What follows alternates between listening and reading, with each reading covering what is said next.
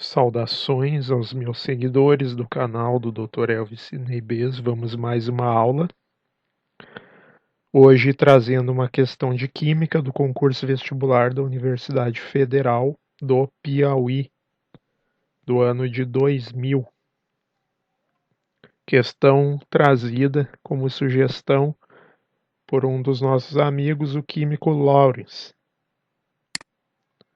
A questão traz o seguinte enunciado: o gás cloro pode ser condensado a líquido na pressão atmosférica pelo resfriamento em um recipiente contendo gelo seco e acetona na temperatura de 35 graus Celsius negativos. Considerando que nestas condições o gás encontra-se no ponto crítico, ou seja, no seu ponto onde ele tem temperatura crítica, pressão crítica e volume críticos, correspondente ao gráfico das isotérmicas de um gás real. Analise as afirmativas abaixo e marque a opção correta.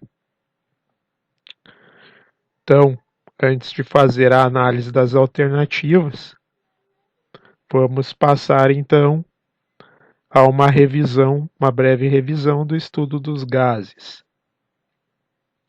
Bom, comportamento dos gases.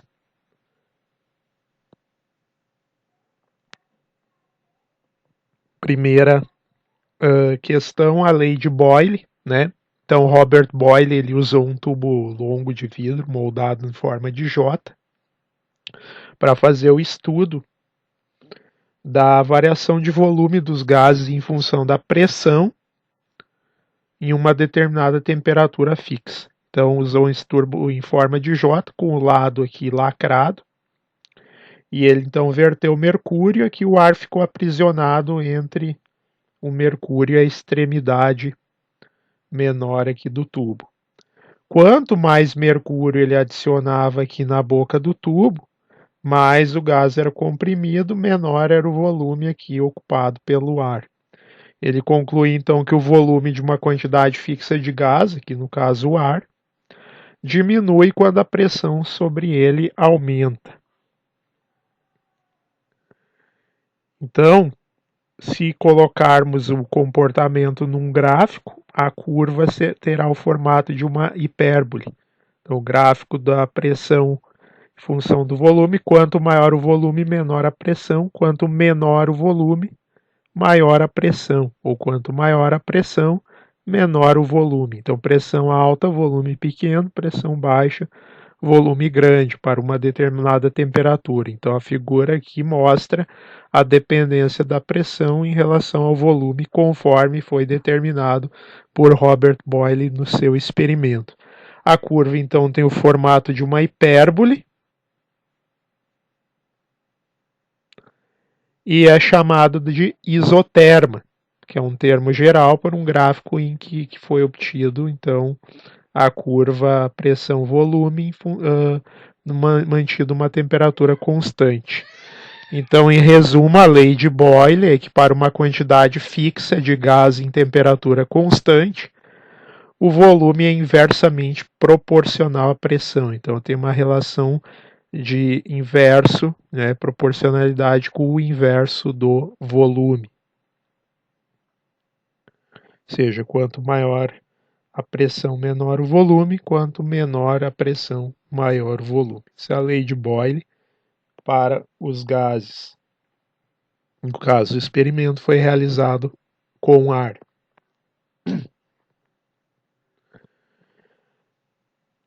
Se o experimento for realizado com um gás como, por exemplo, o dióxido de carbono, realizarmos o mesmo experimento para a construção de um gráfico. Então aqui eu tenho volume, caso aqui volume molar, litros por mol, dimensão de volume, e aqui eu tenho a pressão em bar. Se eu pegar um gás como o dióxido de carbono, CO2, e for diminuindo o volume, que está o gás no ponto A aqui, no caso nesse volume inicial aqui, nessa temperatura inicial, se eu mantiver a temperatura constante,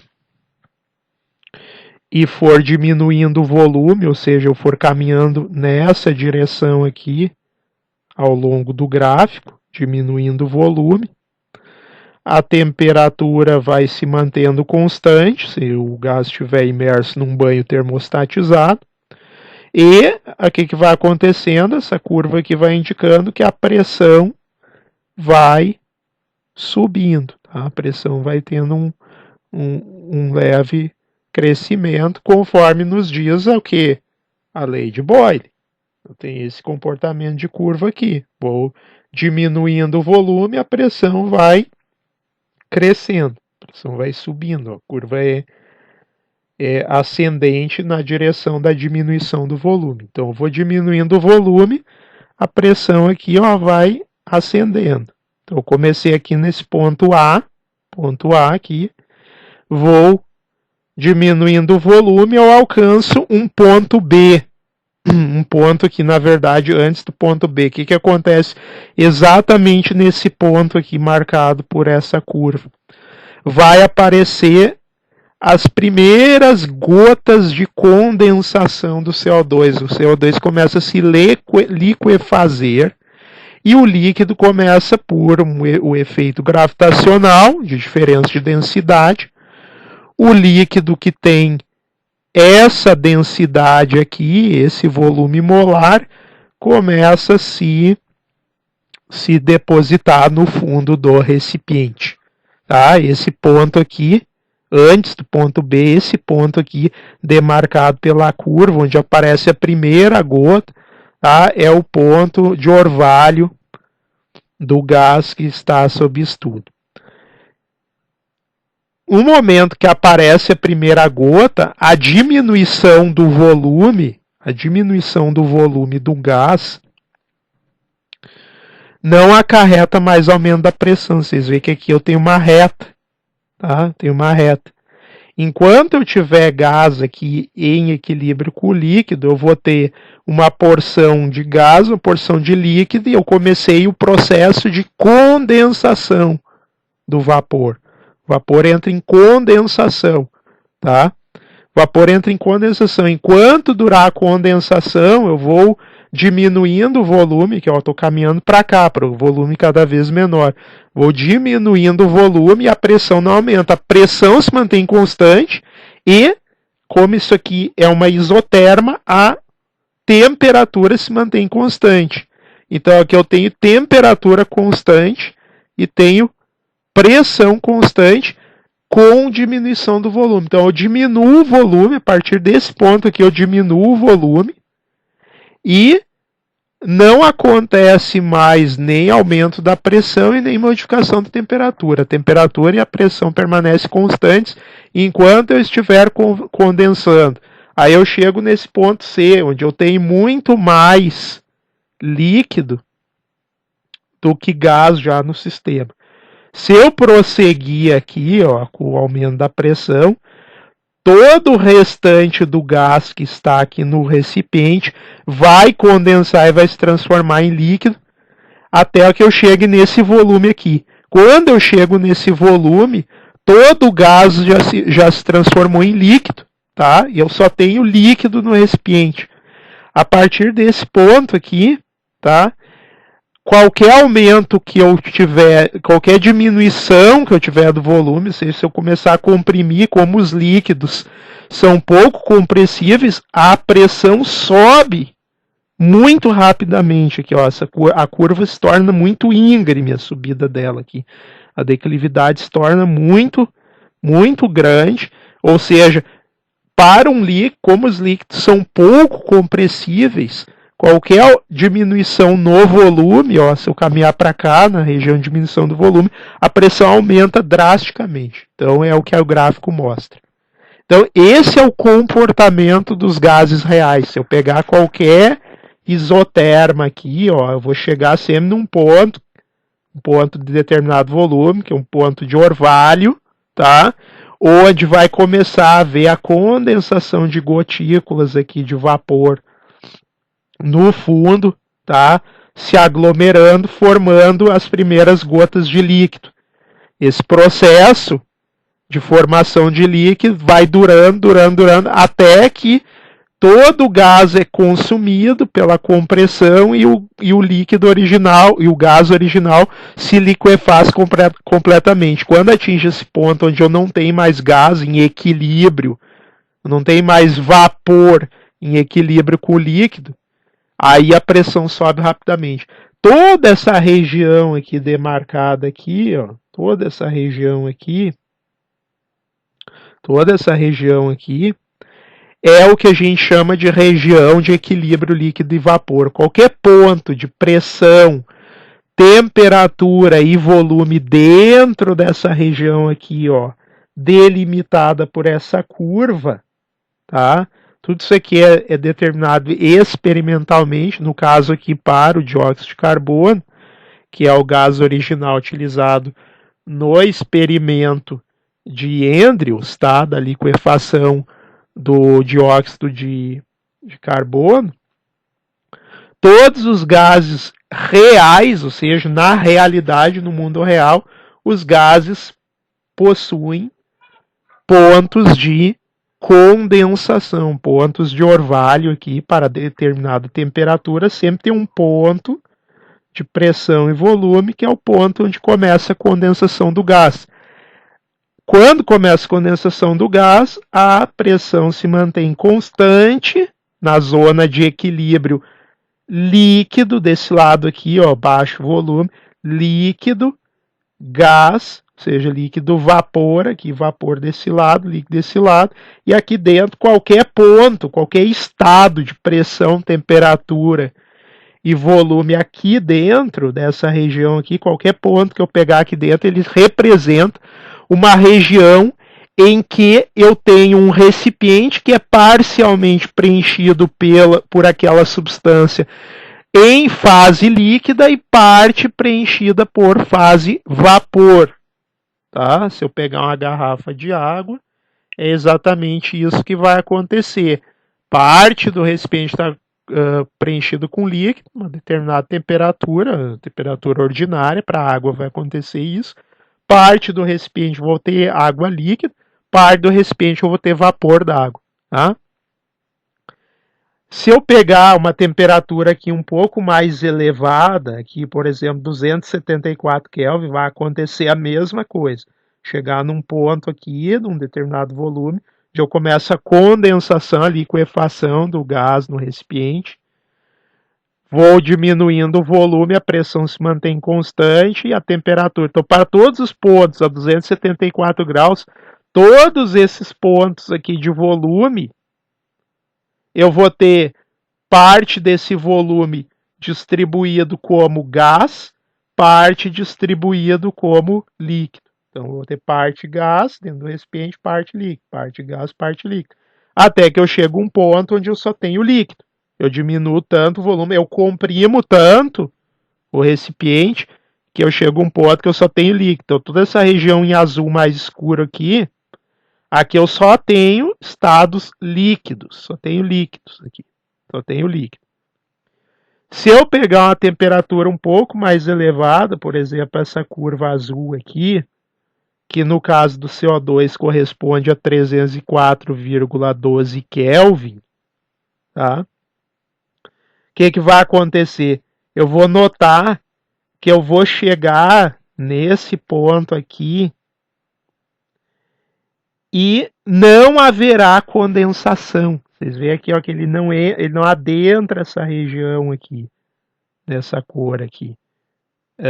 Ele não adentra essa região aqui. Essa é a interface, é a temperatura acima da qual não há condensação, não há formação de líquido. Isso é o importante aqui nesse diagrama de fase pressão-volume para o CO2 e que vai valer para qualquer outro gás. Tá? O que vai acontecer? No mundo real existe uma temperatura que é característica de cada substância, que é chamada de temperatura crítica, que a partir daquela temperatura não haverá mais formação de gotículas de líquido no recipiente, independente da compressão que eu forneça ao sistema. Eu posso comprimir o sistema à vontade, eu não vou conseguir mais observar a formação de orvalho ali dentro, tá? Eu não vou mais ter gotículas de líquido, não vou ter mais ponto de condensação. É um ponto exato. Esse ponto aqui, no caso do CO2 de temperatura 304,12 Kelvin, esse ponto aqui é o ponto de temperatura crítica. Associado a ele, eu tenho exatamente esse ponto aqui de volume, eu tenho um volume crítico e, lendo aqui nos eixos das ordenadas, na pressão eu tenho uma pressão crítica correspondente aqui.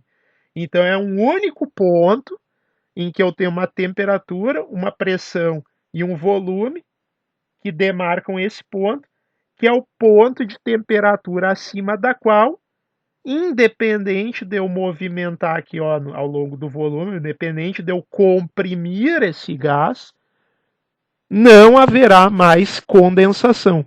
Qualquer temperatura abaixo aqui eu sempre tenho o ponto de orvalho, que é os pontos que demarcam essa curva aqui, ó.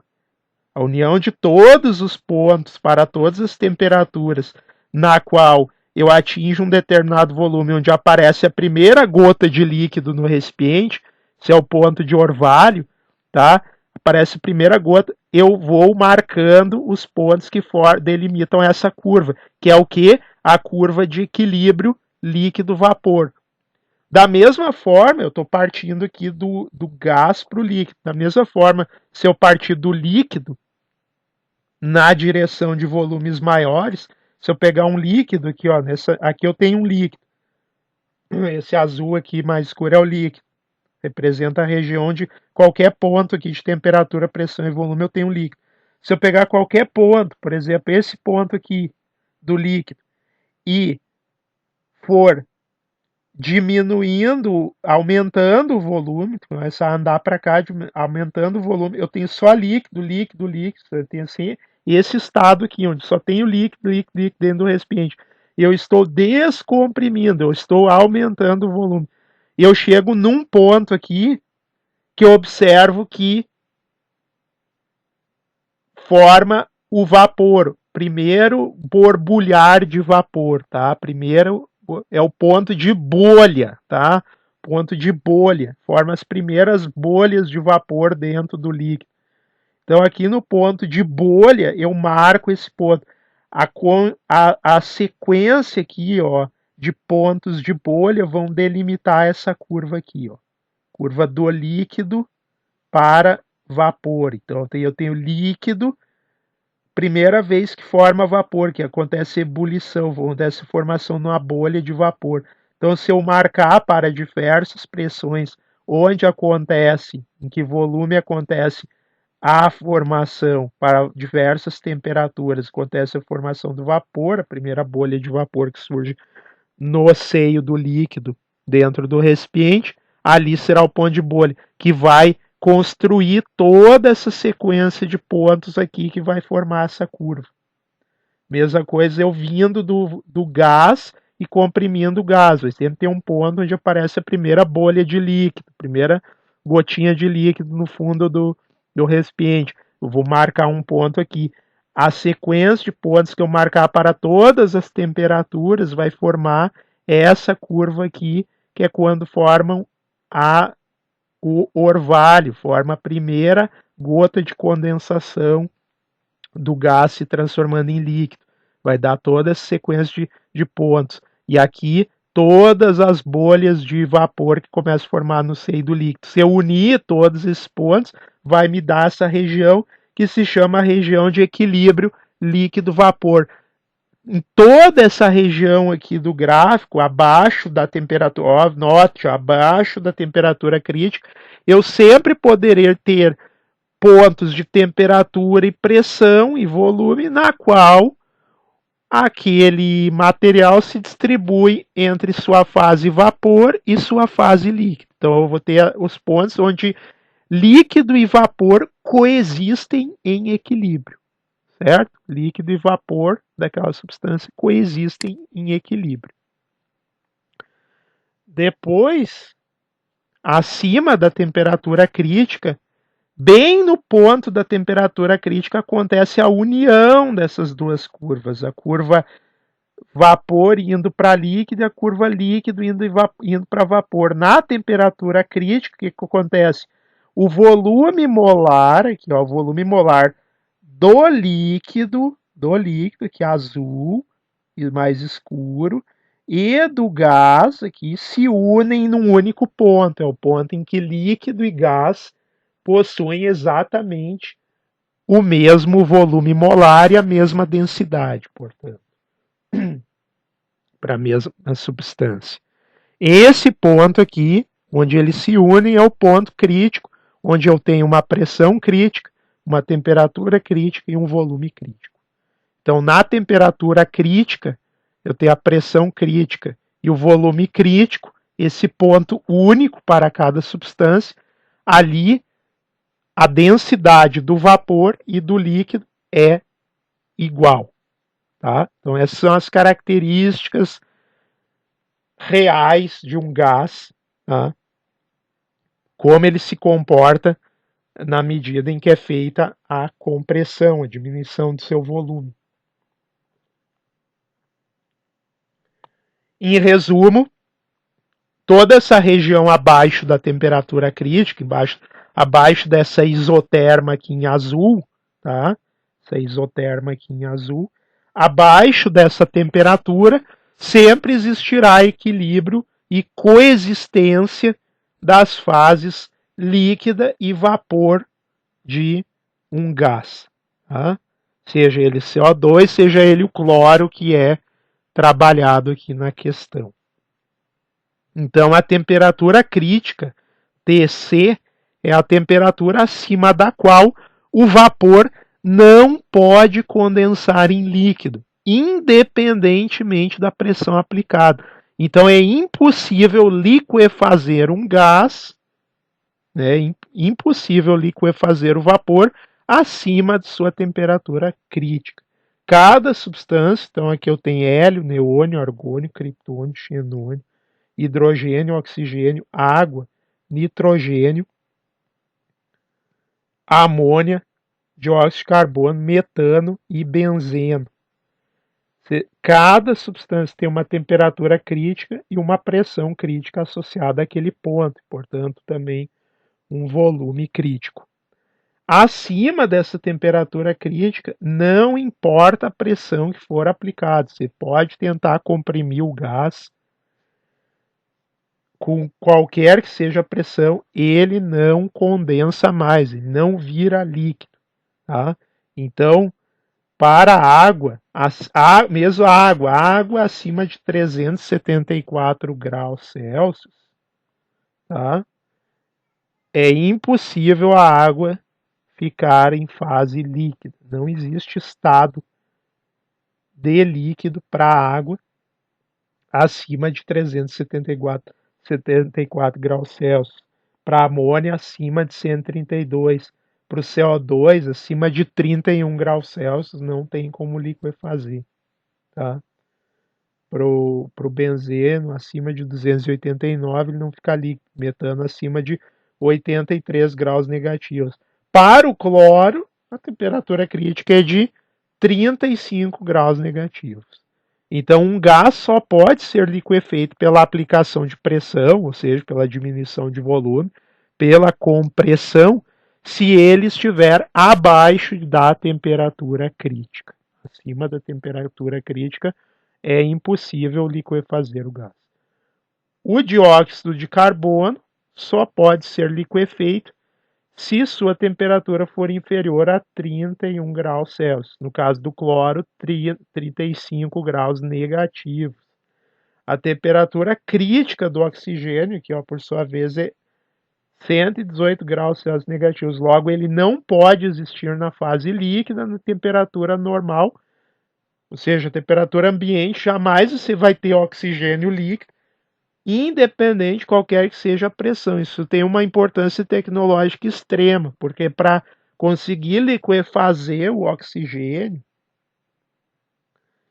ou liquefazer gases de derivados do petróleo, tipo gás natural, principalmente componente de metano, é preciso uma questão tecnológica de expansão do gás com resfriamento, que vai abaixando a temperatura através de compressões e expansões seguidas, né? Expansão contra vácuo, de maneira que a temperatura caia, para que a temperatura caia abaixo da temperatura crítica, para que seja possível, então, comprimir com compressor, comprimir, fazer a compressão daquele gás, por exemplo, o ar, né? Você faz ar líquido, né?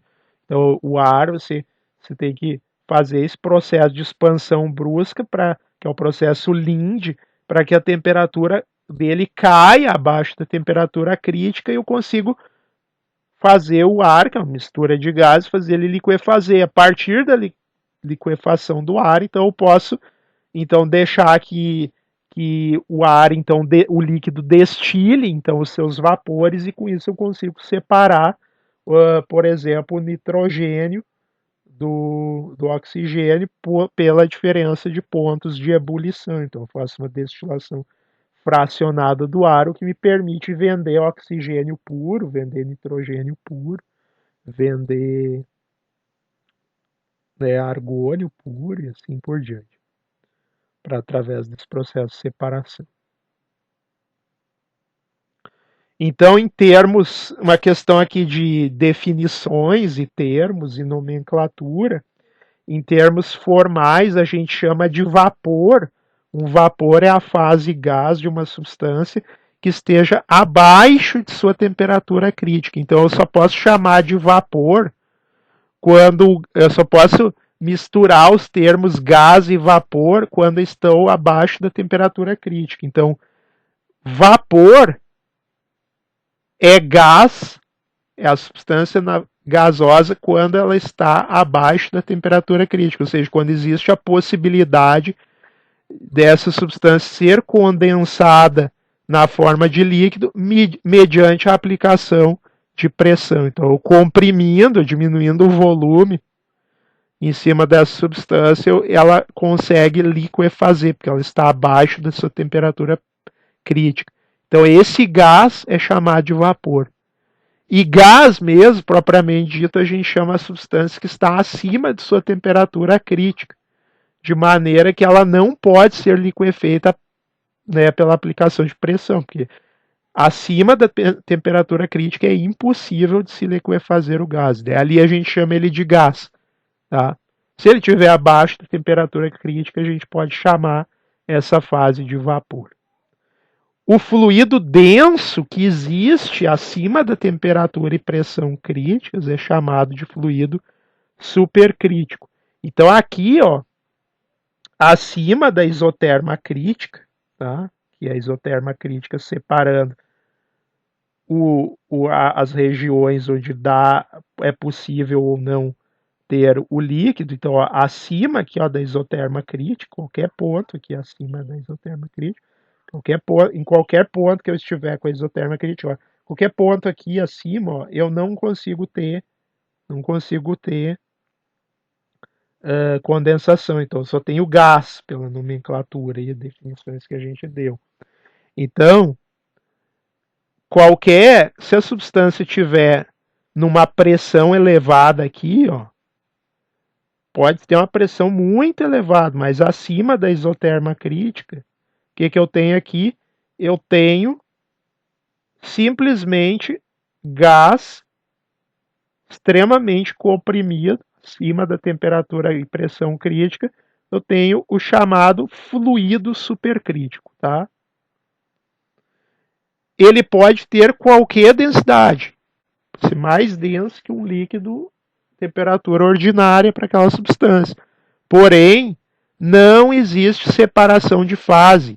Não tenho menisco, porque eu não tenho a formação de gotículas de líquido. Então, aqui nessa região, eu tenho que eu enxergo aquele fluido supercrítico como uma fase só. Então, aqui eu tenho nessa figura o dióxido de carbono. Então, aqui Na figura A, eu tenho dióxido de carbono dentro de uma célula pressurizada em temperaturas baixas. Então, o que eu tenho aqui? Eu tenho uma superfície de separação, a linha de separação entre a fase líquida e a fase vapor. Então, a fase líquida e a fase vapor do dióxido de carbono dentro de um recipiente isolado e de volume constante. Eu tenho a linha aqui que a gente chama de menisco. Então, eu tenho menisco aqui de separação entre líquido e vapor. Quando a temperatura aumenta, uma quantidade maior de líquido vai virando vapor. Então você vê que o volume aqui da região ocupada pelo vapor vai aumentando. A densidade do líquido diminui e a densidade do vapor aumenta. Próximo da temperatura crítica, as duas fases, como eu falei, vão unir, vão ter o mesmo volume molar e, portanto, vão ter a mesma densidade. Finalmente, aqui em C, o que você vê? Que desapareceu a linha de separação entre fases. Embora eu tenha uma fase aqui que seja uma fase densa, tá? Isso aqui não apresenta mais condensação. É impossível condensar, porque eu estou acima da temperatura crítica. Então, o que eu vejo aqui? Eu tenho um fluido, mas não apresenta mais menisco de separação entre a fase líquida e o vapor. Eu tenho uma única fase contínua, que é o fluido supercrítico, e que acaba preenchendo todo o recipiente. A gente sabe que os líquidos eles preenchem parte do recipiente, os gases eles preenchem todo o volume disponível. Então, como você vê aqui, ó, o CO2 aqui está preenchendo todo o volume disponível do recipiente, portanto, ele é um gás. Tá? E acima da sua temperatura crítica, por maior que se aplicar uma pressão muito grande, eu vou ter o que? Eu vou ter um gás que é chamado de gás, porque está acima da temperatura crítica, porém eu vou ter ele numa densidade bastante grande se eu tiver uma pressão aplicada bastante grande. Se eu tiver comprimido ele, eu vou ter ele na forma de um fluido, porém é um fluido que ocupa todo o recipiente, portanto é um gás. E esse fluido de alta densidade a gente chama de fluido supercrítico. Ele preenche todo o recipiente. Tem comportamento de gás, ou seja, de preencher todo o volume disponível do recipiente. Dito isso, estamos em posição então de julgar cada uma das alternativas dadas na questão do vestibular da Universidade Federal do Piauí. Bom, então nós temos então que temos cloro no seu ponto crítico de temperatura 35 graus Celsius negativos e correspondente pressão crítica e volume crítico.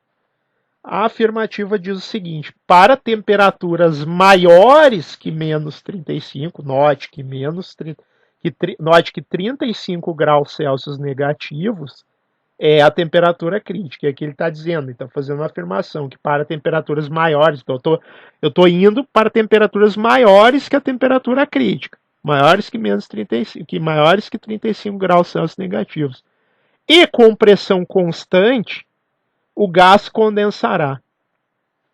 Bom, pelo que vimos até aqui, essa afirmação está errada. Tá? Essa afirmação é errado. Isso é errado dizer por quê? Porque a gente viu que acima da temperatura crítica, que no caso do gás cloro é 35 graus Celsius negativos, acima dessa temperatura maiores que ela, o vapor não pode condensar, não há condensação, independentemente da pressão aplicada. Independentemente, não interessa se a pressão é pressão constante, se é maior, se é menor. O que eu fizer com a pressão não interessa. Para temperaturas maiores que a temperatura crítica, o gás jamais condensará. Então aqui afirma que o gás condensará para uma determinada. Não. Se eu leio essa parte que temperatura maiores e gás condensará, é falso. Gás não condensa, não interessa a pressão. Nem precisa olhar a questão da pressão. Afirmou que a temperatura é maior que a crítica. Tchau. Gás não condensa. Como vimos, um gás acima da temperatura crítica, temperaturas maiores que a crítica, não condensa, qualquer que seja a pressão. Pressão maior, menor, o que for, a pressão não interessa. É independente da pressão. Independente da pressão, acima da temperatura crítica, olha para o diagrama de fase da substância, a substância só existe na fase gás. Tá? Então, a afirmativa A é errada. Afirmativa B. De novo, em temperaturas superiores, ou seja, de novo, maior que, superior a 35 graus Celsius negativos, ou seja, superiores à temperatura crítica. Nem preciso ler, pressão maior que a atmosfera, não preciso ler, se maior, menor que for. O gás condensará. Não, o gás não condensa acima de 35 graus Celsius negativos, que é a temperatura crítica do cloro. Então é errado de novo, como vimos, em temperaturas superiores à temperatura crítica, o gás não condensa, qualquer que seja a pressão. Então não interessa a pressão, maior, menor, igual.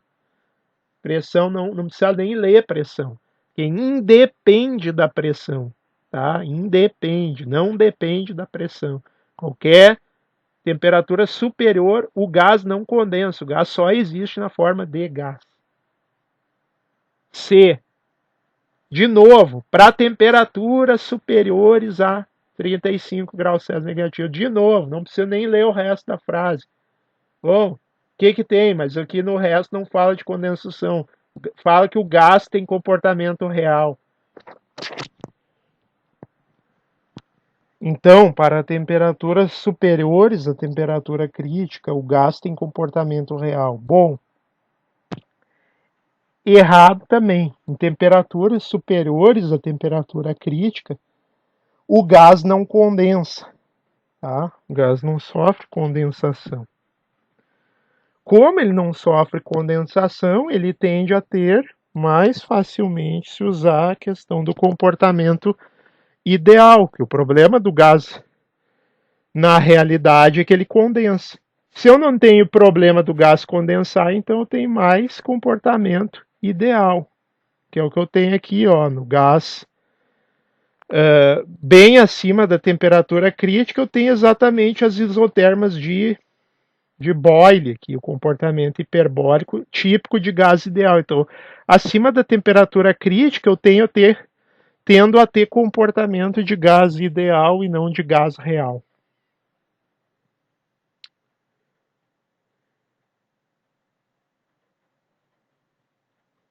Em temperaturas, alternativa D, em temperaturas inferiores à temperatura crítica de 35 graus Celsius negativos e pressão menor que a atmosférica, o gás tem comportamento ideal.